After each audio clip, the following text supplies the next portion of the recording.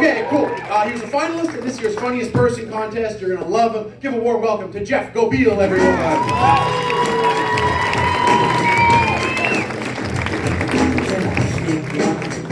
What's up, Rumors? Keep it going for TK. And also for that fucking psycho Bradley.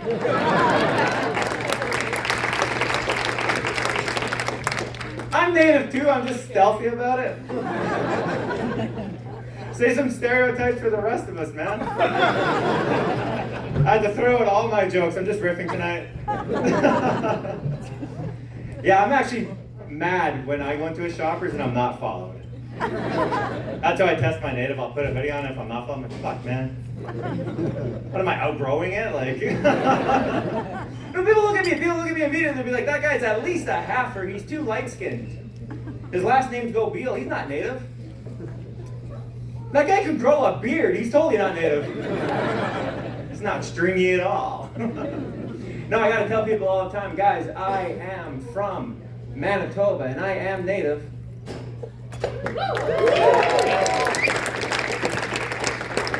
I'm from Manitoba Housing.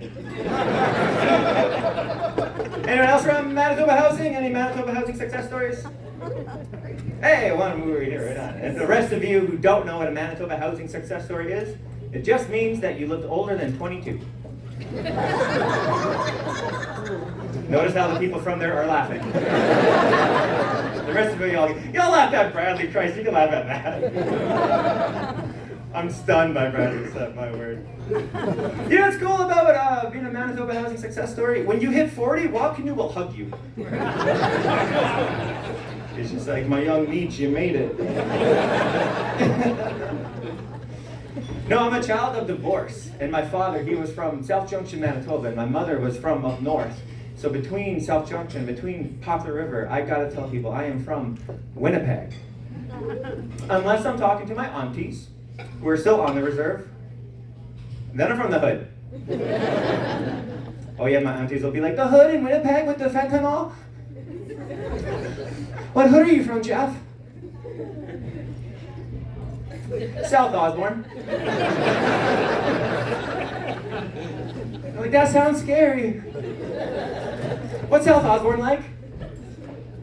It's kind of like a gentrification slid backwards a little bit. Someone got her immediately. It's like if the 7-Eleven got colonized, you know, that's a South Osborne vibe. My aunties, though, they're all suspect. They're like, that doesn't sound like the hood. Is there a lot of crime in the hood? Of course there's a lot of crime in the hood. When I'm there. Nah, I grew up in South Osborne, but I weekend in the hood. Because my parents were divorced. When I would spend time with my mom, we did an extra special thing. I cherish these memories. It was called Bingo at the Legion. A little underage gambling. It was the 90s, I was 8 years old. I gotta tell you guys, it wasn't even cute. It wasn't sweet. It wasn't me in my mom's lap with her bingo dabber going la la la la la. No way, man. I had my own table, my own money, my own bingo sheet. It was the 90s and I was 8, so I had a coffee and a cigarette. My mom was always preoccupied, man. She never sat with me. Because legions have a thing called the meat draws. Yeah, some people know the meat draws. Yeah. The meat draws are what my mom called finding new dad. I don't think she ever found him. I would get introduced to all these weirdos. She would be like, I would like you to meet Cigarette Steve. Here's Victor BLT. I was always get annoyed. I'd be like, Mom, why can't I ever meet like a Dr. Dave? She'd be like, you be quiet now. But like anything, you play long enough, you win. One Friday I was doing bingo and I was like, sick, that's Little House, bingo!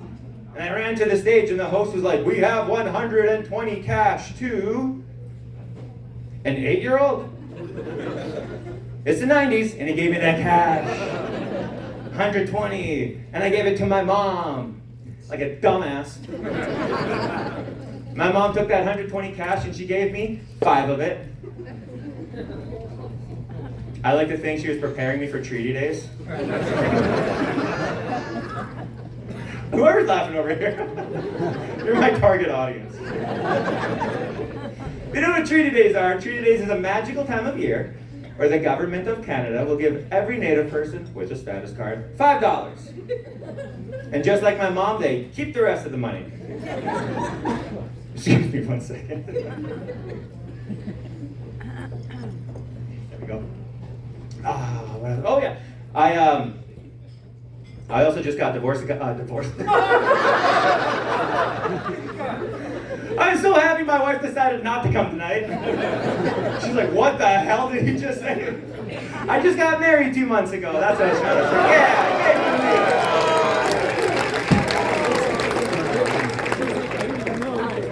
I am a social worker by day, and my wife, she is an Indigenous lawyer.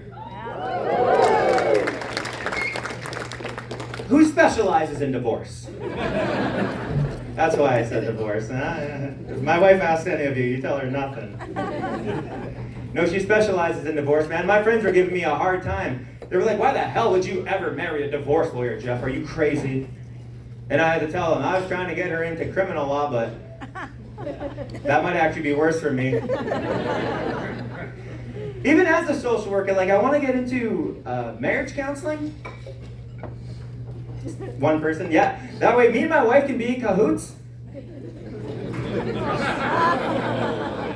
What do you mean, aw? Only if she's free and she has time. Like I'll have a client come in Monday being like, Jeff, me and my wife, we're having such a hard time being intimate together. And I'll be like, dude, that sucks. You should get a divorce about it. And here's my wife's card. Because my wife, man, she can be tough. Even 1 month before the wedding, she finally approached me. She wanted to have this talk. I could see it on her face, and she's like, Jeff, I want to have a conversation about a prenup. And I was like, babe, I don't have to sign a prenup because you're not allowed to take half of my debt. Turns out not only is she allowed, she's legally required to take half my debt. It might have actually been worth like marrying someone else first and giving them half the debt, you know? But no, she was telling me, she's like, no, Jeff, prenups are a prime opportunity to have a conversation before you're married so there's no surprises. Like for instance, what is your credit score? And I was like, that's easy. I don't have one. She's like, but you just said you have debt. Debt builds credit. And I was like, oh, shit. So I hopped online, I punched in all my information, and I'm happy to report my credit score is 664. My wife's like, that's the worst fucking credit you could have said. That's the bottom bracket. It's literally called poor. So I got a little embarrassed by this and I had to tell my wife, sweetheart, I'm gonna have to ask you, what is your credit score? And she goes, oh, I'll tell you my credit score right after you sign that prenup. So I don't know what her credit score is.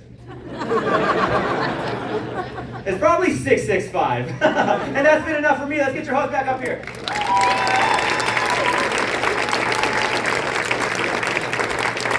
One more time for Jeff. Let me hear it.